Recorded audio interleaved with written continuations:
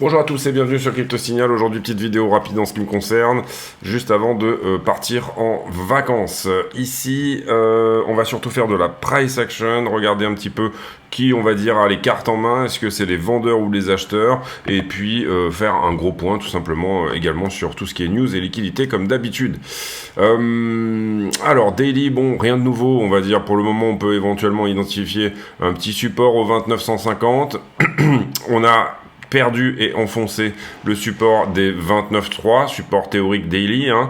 Voilà, il faudrait le regagner ici rapidement et n'avoir qu'une mèche sous ce support pour pouvoir dire qu'en daily, entre guillemets, il n'est pas perdu et qu'on fait systématiquement, on va dire, des mèches entre 29.3 et 29.150 pour repartir en haut.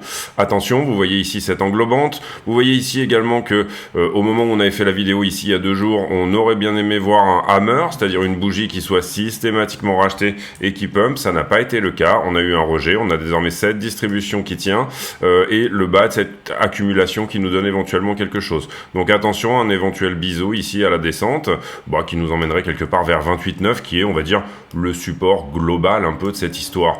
On a peut-être une cuvette de retournement ici, mais rien n'est moins sûr que ça. Ce qu'on peut identifier, en tout cas, on en avait déjà parlé hier, bah, c'est que là, on prenait l'ascenseur pour descendre et on prenait l'escalier pour monter, et là, on a quand même l'impression qu'on prend l'ascenseur pour monter et l'escalier pour descendre. À voir ici, encore une fois, s'il y a une forte reprise du momentum. Il nous faut une journée, il faut tenir cet endroit, sinon c'est le rect pour les longues. Voilà pour la partie daily. On va zoomer un petit peu sur le 4 heures à peu près, hein, la même, on va dire la même analyse d'une certaine manière, rien de nouveau là-dessus. Sur le 15 minutes, on n'a pas de structure de retournement ici notable, vous le voyez. On a vraiment juste les 2950 qui doivent, 2900, 2950 qui doivent tenir. Ici, vous le voyez également, on avait cet accu dont on a parlé hier qui a été perdu, qui nous donnait une compression éventuelle. Elle a été perdue vers le bas, retour à ce point pivot des 2950, et pour le moment, très jolie distribution. Vous comprenez qu'une distribution qui s'accélère, eh ben, c'est pas très bon signe. Vous comprenez également que, donc, du coup, il va falloir suivre celle-ci. Et la question du moment, c'est tout simplement, est-ce que le niveau actuel peut, eh bien tout simplement, le niveau, donc j'entends les 2950 ici, peut éventuellement coucher cette distribution jusqu'à à minima revenir retester celle-ci. C'est-à-dire le niveau, une trend ne couche pas une trend, c'est un niveau qui vient éventuellement coucher une trend. Ici, on voit une trend de plus en plus agressive qui a l'air de se calmer. Donc, est-ce qu'on n'aurait pas ici quelque part un point pivot sur les 29 465 qui désormais viendrait à être attaqué à peu près dans cette zone. Voilà, pour le moment, c'est ce qu'on peut voir sur le fait que cette distribution s'accélère et qu'en même temps, elle donne cette impression de finalement calmer son accélération, donc peut-être, entre guillemets, un retracement aussi jusqu'au niveau précédent, ce niveau-là, qui lui, effectivement, peut attaquer également ce niveau-là. Donc un niveau peut attaquer un niveau, on a les mêmes niveaux qu'hier, en fait, finalement, 29,4 et en bas, on a descendu ce niveau-là des 29,3, là où on était hier, à ce niveau-là, d'accord? Pour le moment, c'est cette position-là qui est défendue, les 29,150. Ethereum, on a salement enfoncé, vous allez voir. Vous le voyez ici, Ethereum contre BTC qui est vraiment à la peine. On va essayer de... qui est vraiment à la peine, toujours sur son accumulation, mais attention, puisque dans cette correction de BTC, finalement, Ethereum a plus corrigé que BTC. Je pense qu'on est sur des très bons points d'achat pour un long sur Ethereum. Personnellement, j'avais une position ouverte au 1807, et pour le moment, j'ai pas renforcé. Je ne renforcerai que en dessous, tout simplement, je pense à 1780, quelque chose comme ça, pour le moment. Vous voyez ici que Ethereum n'arrive pas à nettoyer ses shorts, hein, depuis ça un bon moment. Il y aura un moment où ça va se faire, hein, bien évidemment, je pense à une attaque des 1940, mais vous voyez ici que ça veut pas short squeezer cette histoire. Est-ce qu'on a une très grosse construction de position longue ici qui est capable de défendre cette position-là, justement, hein? Est-ce que là, cette boîte de liquidité va être défendue par des gens qui ont l'argent, ou alors tout simplement, est-ce que ce sont les vendeurs ici qui construisent de plus en plus une position de plus en plus agressive pour éventuellement venir enfoncer la totalité de cette boîte de liquidité, venir par exemple ici jusqu'à 1710 sur Ethereum? C'est une question qu'on peut se poser. Où est l'argent, hein? En fait, c'est la question qu'on se pose ici. Et dans quel camp on choisit de se positionner. Stablecoin dominance. Attention, toujours même endroit. Pardon. Potentielle structure de retournement ici. Pour le moment, une accumulation qui tient par là.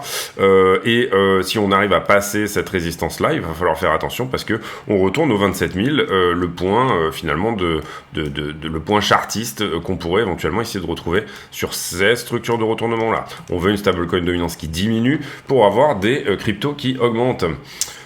S&P, on va pas faire l'analyse aujourd'hui. Total 3, bon ben on avait ce glitch dont je vous ai parlé, je crois, dans la vidéo d'hier, celui qui est plutôt par ici, pardon. Donc du coup, bah, on est obligé ici de s'adapter, hein, des nouvelles datas qui ont été mises par TradingView, donc on va s'adapter quelque part comme ça, voilà, en se disant que cette structure n'a pas cassé puisque c'est de la nouvelle data, donc malheureusement, comme vous le voyez ici, et sur la Bitcoin dominance, etc. Il me semble que j'en ai parlé dans la vidéo d'hier, je sais plus si c'était dans la vidéo spécifique pour les affiliés, vidéo privée que je mets en place tous les jours pour montrer tout simplement, enfin pour rentrer plus dans le détail, et c'est spécifique pour les affiliés, donc c'est dans une section privée du Discord, n'hésitez pas à nous rejoindre sur le Discord si jamais vous le souhaitez. N'oubliez pas également de mettre un like sur cette vidéo pour rétribuer le temps passé et pousser l'algorithme de YouTube à tout simplement aider la chaîne. Ici, attention, puisque plusieurs chaînes crypto en ce moment sont fermées par YouTube, donc du coup, n'hésitez pas à nous retrouver sur Odyssey, sur lequel c'est la copie conforme du YouTube de la chaîne, donc il y aura de toute façon une continuation si jamais la chaîne venait à disparaître du jour au lendemain. Ici, pas grand-chose sur le Wall Street Journal, on parle encore de la Chine. Binance qui arrête son système de paiement crypto, donc peut-être que c'était pas rentable, etc. En tout cas, Binance en ce moment qui est énormément, on peut le voir, en train tout simplement de se recentrer sur les choses. On peut penser ici que Binance n'est pas dans une très bonne santé. En raison de la régulation, on voit beaucoup de fermetures en Europe, on voit beaucoup de... Voilà, Binance en ce moment qui, en tout cas, est en train d'essayer de protéger. Ici, attention également, en mars 2024, 1,2 milliard de Arbitrum qui vont être libérés. Si vous êtes sur Arbitrum, il y aura un gros unlock de tokens à ce moment-là. Ici, on passe également sur ce média-là. On va passer là-dessus également. On va passer là-dessus aussi. Pareil, on passe là-dessus. Hein. Voilà, on ne va pas ici... Bitcoin Cash, on passe aussi. CNBC, Intel qui a eu un problème sur l'acquisition de Tower Semiconductors, puisque les régulateurs n'ont pas approuvé le deal. Mercredi, les minutes de la Fed. On est mercredi, tiens, intéressant. On est mercredi, ça sera 2h PM Eastern Time. Je pense que ça donne du... J'ai un bug là, excusez-moi, je mets en pause une petite seconde. Oui, ça donne du 20h chez nous. Donc ce soir à 20h, on aura les minutes de la Fed. Attention, est-ce qu'il s'est dit quelque chose pendant le dernier meeting ? Est-ce qu'ils ont parlé de choses que le marché ne souhaite pas entendre peut-être aujourd'hui ? On va voir aujourd'hui à 20h comment va se mettre en place la price action. En tout cas, on sait que le marché attend quand même la lecture de ces minutes. Ici, pas intéressant non plus pour moi sur... donc on aurait pu passer sur les news tout court, vous l'aurez compris. Pas vraiment de news en ce moment. On a des rumeurs comme quoi la Fed n'acceptera aucun ETF spot avant 2024. Donc ça voudrait dire des reports, y compris pour ceux de BlackRock, etc. Bon, on verra ici si c'est ce qui se met en place. Également, moi je pense que ça pourrait être accepté avant les élections. Hein. Je pense que peut-être Biden pourrait s'attribuer ce crédit-là. Maintenant, rien n'est moins sûr. On peut peut-être aussi essayer de rapprocher la décision le plus proche possible des élections, histoire que ça reste bien dans la tête des Américains cryptophiles, entre guillemets. Ça pourrait être une théorie acceptable de dire que Gensler va repousser, jusqu'au moment où finalement il y aura une acceptation juste avant les élections. 139 millions de liquidés hier, donc c'est une grosse journée de liquidation. Je pense que les alts ont beaucoup corrigé, puisque vous le voyez, on n'a que 30 millions, donc un quart de ces positions qui ont été liquidées effectivement sur Ethereum et Bitcoin dans les dernières 24 heures. On a liquidé bien évidemment principalement du long, puisque l'action de prix a plutôt été baissière. Sur le carnet d'ordre, on n'a pas grand chose à la vente avant 29 400 et on n'a pas grand chose à l'achat avant 29 000 tout simplement. Donc c'est à peu près les deux bornes qu'on regarde en ce moment. Donc voilà, il faut que 28,9 tienne si jamais on veut tout simplement réellement aller quelque part sur sur Bitcoin, avoir du up sur Bitcoin voudrait dire tenir un support à ce moment-là, ou sinon on passe sous la structure, ce qui est tout à fait possible aussi. Pardon. Ici, effectivement, grosse construction de position longue, je vous ai déjà fait les niveaux. On a du coup désormais un point à prendre à 29,57 qui est important. Ce point-là a été pris et vous le voyez ici, beaucoup de nouveaux contrats qui se créent. Une direction du prix qui est plutôt à la descente depuis qu'on avait fait la vidéo par ici. Et ici, vous le voyez, on avait du long qui était rentré sur ce mouvement. Ici, on était assez fortement longué, même, vous le voyez, grosse position d'entrée en long ici. Là, on recte un petit peu tout ce petit monde-là, une première fois. Et derrière, j'ai une structure qui latéralise avec peut-être très légèrement du short ici. Donc on peut peut-être mettre un point ici, encore une fois. 29,249, peut-être très légèrement shorté, puisque vous le voyez, là pour le coup j'ai beaucoup d'ouverture de position, un prix qui monte mais un funding qui descend. Et à l'inverse, ici on essaye d'attraper un couteau qui tombe, puisque vous le voyez, ça descend mais le prix monte. Est-ce qu'on est en train de trouver bottom ici ou pas? Est-ce que en rectifiant ça, on a suffisamment sorti de personnes qui étaient rentrées là? C'est un petit peu la question qu'on peut se poser pour ce moment. En tout cas, on a mis en place ici, et ça c'est pas un 2 pixels, c'est un 1 pixel pour moi, c'est-à-dire petit point de liquidité, pas énorme. Donc ici, vous le voyez, soit on continue à attraper un couteau qui tombe du côté des longueurs, et du coup, eh bien, on va se faire rect, soit on a l'argent pour repousser le prix en haut, et on a l'argent et le momentum pour nous. Sur Ethereum, je vous ai déjà mis les points également, et en gros, sur Ethereum, c'est très propre à la correction. Ici, vous le voyez, on a pris tous les points de longue qui étaient là. J'ai peut-être oublié de sauver après avoir fait les points, mais c'est pas grave. Beaucoup de monde qui est corrigé ici. Et pour moi, voilà, on a quelque chose à prendre. Ah oui, pardon, j'ai du coup passé celui-là en 2 pixels, puisque on a effectivement quelque chose à prendre en haut, ici, sur ce point-là, notamment pour moi. Et puis, derrière, construction un petit peu la même que Ether, avec au départ du short sur ce mouvement-là. Donc on peut rajouter ici un point, ici, tout simplement. Et c'est un 1 pixel également. Et puis, est-ce qu'on a été long à partir d'ici? Pas nécessairement, pour moi ça s'est fait plus haut, donc sur Ether c'est un peu différent, encore une fois, ça fait pas mal de fois que c'est le cas. En tout cas Ether il a fortement enfoncé, les alts ont pas mal enfoncé sur le mouvement baissier que nous a donné Bitcoin ici, et en l'occurrence le point ici peut-être à prendre sur Ether c'est 1800, c'est l'ancien 2 pixels, et vous le voyez ici, il ne nous reste pas plus grand chose en bas. Maintenant, qu'est-ce qu'il s'est passé sur ce point-là? Augmentation du nombre de contrats alors que le prix descend, augmentation du funding, bien évidemment, ça veut dire que on a quelque chose entre là et là à venir prendre. Alors personnellement, pour vraiment être plus précis, je pense qu'on est plutôt par ici.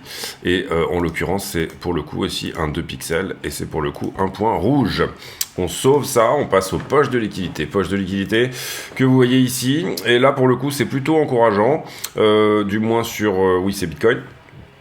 À partir de 28,9, il n'y a plus grand chose sur les 5 derniers jours. En tout cas, là, on regarde que les 5 derniers jours, bien évidemment. Plutôt un delta en faveur des shorters, plus de shorters que de longueurs en ce moment. Si jamais on venait à pousser, vous voyez la belle poche de liquidité qui nous ramènerait ici aux 29 800. En tout cas, là, on regarde le 5 jours, donc bien réfléchir, bien se dire qu'on regarde que le 5 jours. Et sur Ether, un peu la même chose, beaucoup plus de short que de long, 1,59 milliard. Poche de liquidité en bas, si elle doit venir à être prise, on revient à 1008. Vous voyez qu'on a été pas mal longué sur ce move, notamment le point que je cherchais tout à l'heure, vous voyez un petit peu entre les deux, c'est 1814. On pourrait décaler ici éventuellement. On est à 1819, ça va, c'est propre. Et quand même des constructions de short, et vous voyez qu'on s'arrête d'ailleurs là en cours de descente parce qu'il y a du short qui s'ouvre. Donc on a quand même ici des gens qui rentrent en position sur encore à nouveau du short, donc les shorts ont quand même un certain momentum, mais la question encore une fois c'est où est l'argent? Qui a le plus de pognon?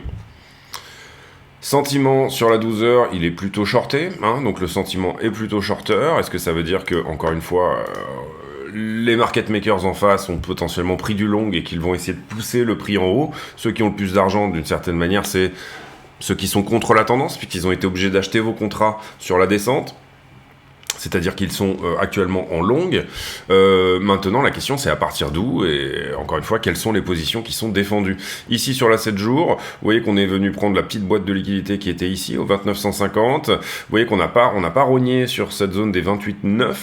Est-ce que c'est ça qui est défendu? Est-ce que c'est ça qui ne veut pas être pris? Et désormais, vous voyez qu'on est plutôt équilibré sur la 7 jours, alors qu'on avait auparavant, ne serait-ce qu'il y a quelques jours, plutôt une grosse poche ici et pas grand-chose là. Donc on a été fortement shorté quand même, et on peut le voir tout simplement graphiquement, fortement shorté sur les 3 ou 4 derniers jours, ce qui peut éventuellement nous donner un rebond aux 30 600 et à minima peut-être 30 000, d'accord?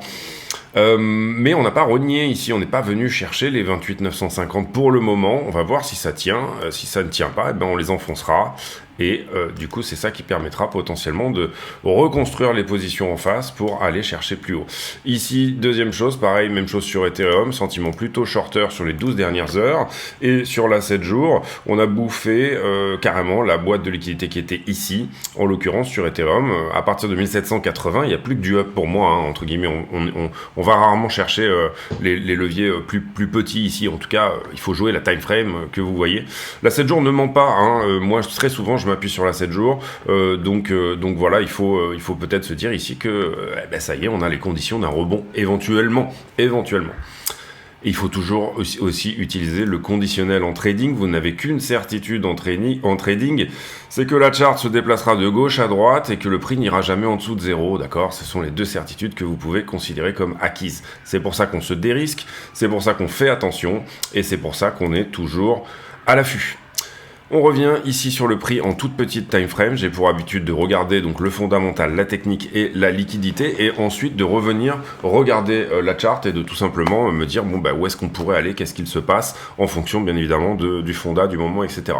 Fonda du moment, il n'est pas exceptionnel. On est sur un mois plutôt mou. Le mois d'août, c'est un mois qui est le deuxième pire mois en crypto après le mois de septembre, donc je m'attends pas spécialement non plus à ce que Bitcoin nous fasse ici des miracles.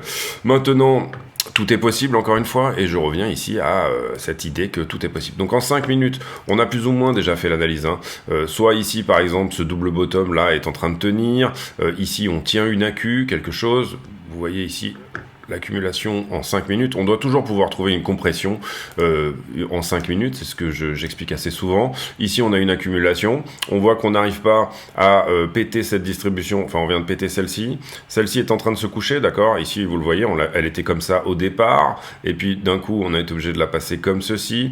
Et puis là, on est en train de la passer différemment. Si jamais on devait trouver un point pivot, personnellement, j'irais chercher ça. C'est-à-dire 29 339. Vous voyez que ça s'aligne plutôt pas mal ici avec le reste. Pourquoi un point pivot et à quoi ça sert? Vous voyez qu'on pourrait même être un tout petit peu en dessous. À quoi ça sert les points pivots? Ça sert à trouver un petit peu qu'est-ce que le prix cherche à faire. On va y arriver. Et quelque part ici, vers 29 297, je pense qu'il y a quelque chose de commun à toutes ces droites, d'accord? Sous-entendu, vous le voyez, là, on avait cette distribution qui se couche, nous crée une nouvelle distribution moins puissante, et en gros, là, on peut se dire assez facilement que, dorénavant, il est possible que le prix vienne en escalier, essayer de chercher tout simplement le fair value gap qui est ici, assez peu de business en plus, vous voyez, c'est plutôt propre, pour revenir à ce niveau-là. À ce niveau-là, on verra ce qui se passe, soit on redépasse le support des 29,3, on le regagne. Vous voyez ici qu'il a agi comme résistance, une fois qu'on a eu passé dessous, pardon. Ici, on est passé dessous et d'habitude, on arrivait assez facilement à faire juste une mèche et réintégrer. Et en l'occurrence, là, c'est pas ce qui s'est passé. Vous voyez qu'on est venu, et c'est ce dont j'avais parlé hier, réattaquer carrément le début de l'histoire. C'est-à-dire, le début de l'histoire, c'était le début de ce que nous avait donné ça. Accumulation quand même de points de longue, et on n'a plus tellement de points, accumulation de stop shorter, et on n'a plus tellement de stop longueur à venir prendre, en tout cas sur le court terme. Comprenez bien que sur le long terme, il en reste, et ils sont littéralement sous la structure, c'est-à-dire que je m'attends pas à ce que Bitcoin rejoigne 32 000 $ avant qu'on soit passé sous cette structure-là, avant ce point-là. Maintenant, la question du moment, c'est, on sait qu'il y a du monde qui a un peu de thunes, hop, ici. Ça a été défendu par des gens qui ont de l'argent ici, d'accord? Et on voit très bien les mèches ici, et on voit très bien le support des 28,9 qui, de toute façon, pour le moment, est plus ou moins le bas de range, on va appeler ça comme ça, du moment. Ici, on a une belle tentative de défense au 29,3 qui échoue, donc on est obligé de reconstruire encore des positions plus basses, c'est-à-dire au 29,1. Qu'est-ce que ça veut dire? Ça veut dire que là, pour éviter probablement une liquidation, on a pas mal de monde qui a rentré de l'argent ici. Ce qu'on veut voir maintenant, c'est assez vite rattraper ça si on veut du up. Et si jamais on n'arrive pas à le rattraper, bah, ça veut dire que tout simplement, toutes les positions qui sont construites depuis là vont être liquidées. Hein, c'est-à-dire un mouvement très puissant vers le bas qui viennent bouffer la totalité de cette boîte de liquidité qui est ici en dessous. Vous avez une boîte de liquidité qui est ici au-dessus, et même encore au-dessus, d'accord, jusqu'à 31. Et vous avez une boîte de liquidité en dessous. Maintenant, vous l'avez vu sur la One Week, sur la une semaine, elles sont équivalentes, d'accord. On est au milieu de quelque chose. Le momentum est plutôt en ce moment dans, on va dire, dans les mains des vendeurs, mais je vendrai pas la peau de l'ours avant de l'avoir tué. Ce qu'on peut voir ici également, c'est que on donne quand même l'impression ici de prendre plutôt à l'inverse de ce que je vous disais précédemment, dans les petites time frames, là où avant on prenait l'ascenseur pour monter et l'escalier pour descendre, on donne l'impression sur ce mouvement-là quand même d'enclencher un certain momentum. Qu'est-ce que ça veut dire un certain momentum? Ça veut dire que probablement ici, il y a eu des ordres takers qui ont été mis, c'est-à-dire qu'on a vendu une très grosse partie. Alors soit c'est des longs qui se disent bon bah je sors, ou alors c'est tout simplement effectivement cette volonté de venir en taker, vous absorbez la totalité du carnet d'ordre avec un très gros ordre. Donc votre ordre a à la fois pour avantage de prendre tous les shorts sur la route, mais également, même si ça vous coûte très cher en frais, et bien également de faire baisser le prix de facto, puisque vous absorbez la totalité du carnet d'ordre avec un montant important de BTC. Ici, le fait que ces mouvements se construisent de manière très sharp peut nous donner éventuellement cette indication-là. Donc, support à tenir 2900, on ne peut faire que des mèches là-dessous, mais on n'a pas le droit de l'enfoncer et de, on va dire, sur une time frame, là on est en 5 minutes, mais je donnerai éventuellement l'horaire comme tout simplement comme signal, sous-entendu. Ici, vous comprenez que le support des 29.3 en horaire, il a été bouffé largement, d'accord. On est largement en dessous dorénavant, et dorénavant, vous comprenez que le support du moment, il se trouve plutôt sur cette zone-là. Le support jaune que vous voyez ici. Donc voilà, vous comprenez maintenant ici aussi pourquoi la charte est un peu chargée, avec des niveaux un petit peu dans tous les sens, etc. J'ai eu des remarques comme quoi mes charts étaient très chargés. Bah oui, je sais, mais j'ai besoin de ça, moi, pour voir et pour comprendre. Donc, on a dit, à ce stade, potentiellement, réattaque des 29.250, quelque chose comme ça, point pivot intéressant. Et puis, il faut, avec momentum, tout simplement recaler dans cette zone-là, si jamais on veut que ça reste juste un épisode, une sorte de déviation, mais que effectivement le nouveau niveau qui soit défendu reste 29.3 et non pas 29.1. Je pense qu'on défendra aussi 28.9, c'est-à-dire que cette position va probablement nous donner, si on y va, une mèche et un retour. Donc ça serait des points intéressants pour rentrer en position longue éventuellement et dérisquer très rapidement, dérisquer tout simplement sur la réaction. Donc 28.9 serait peut-être un point intéressant pour faire ça. Et puis, si jamais on y va, sous les 28.6 également, il y aura probablement une défense. On va voir ici si, encore une fois, ils ont l'argent, ces gens-là, pour continuer à défendre cette position ou pas. On va voir aussi s'ils sont pas ici, tout simplement. Là, il n'y a pas eu une accumulation de positions qui est finalement en train d'être vendue ici. Est-ce que ça n'est pas une structure de distribution de tout ce qui avait été accumulé là et là? Donc, on a distribué une première fois ici. On défend sa position initiale parce qu'on n'a pas tout mangé. Et ici, on redistribue. D'accord? Voilà, c'est les questions qu'on peut se poser à ce stade. J'espère que cette vidéo vous a plu. Si c'est le cas, n'hésitez pas à mettre un pouce bleu. Encore une fois, j'ai pour habitude, en fin de vidéo, de poser une question à la con, c'est-à-dire une question qui n'a rien à voir avec le prix du Bitcoin ou avec même tout simplement la crypto. La question du jour, alors j'avais une idée tout à l'heure, mais je crois que je l'ai oubliée. J'avais une idée pas mal. Ah, je mets en pause, j'essaye de la retrouver, attendez. Bon, je ne l'ai pas retrouvé, mais c'est pas grave. La question sera, imaginez que demain, vous êtes obligé de partir dans un des pays des BRICS. Quel serait le pays que vous viendriez choisir? C'est-à-dire Brésil, Russie, Inde, Chine ou Afrique du Sud. Personnellement, moi, ça serait la Russie parce que j'aime beaucoup la Russie et que je parle russe. Ma femme est russo-ukrainienne, donc du coup, je parle russe avec ses parents, etc. J'ai appris le russe, donc ça serait bien évidemment une énorme facilité que d'aller là-bas. Et voilà, donc ça sera la question du jour. Vous y répondez si vous voulez, etc. N'oubliez pas de mettre le petit like, tout ce qui va bien, encore une fois. Et je le répète, le Discord qui est plein de ressources pour vraiment des bouquins, des techniques de trading, des gens qui sont sympas, qui vont vous accueillir dessus et qui communiquent sur la crypto et toutes sortes de choses. Je serai en vacances du 16 au 23, donc à partir d'aujourd'hui jusqu'au 23. Il y aura peut-être une petite vidéo entre temps. Je ne sais pas si ça sera un short avec le téléphone portable directement ou voilà, et je resterai présent sur le Discord pour discuter crypto, puisque bien sûr, même en vacances, j'ai toujours un œil sur ce qu'il se passe. Passez tous une très bonne journée. On se retrouve le 24 pour une vidéo entre guillemets avec le setup normal et entre temps avec un setup un petit peu bricolage gitano jusque pendant les vacances. Si jamais encore une fois il y a des événements majeurs, je viendrai quand même les couvrir. Portez-vous bien et bonne journée à tous, ciao.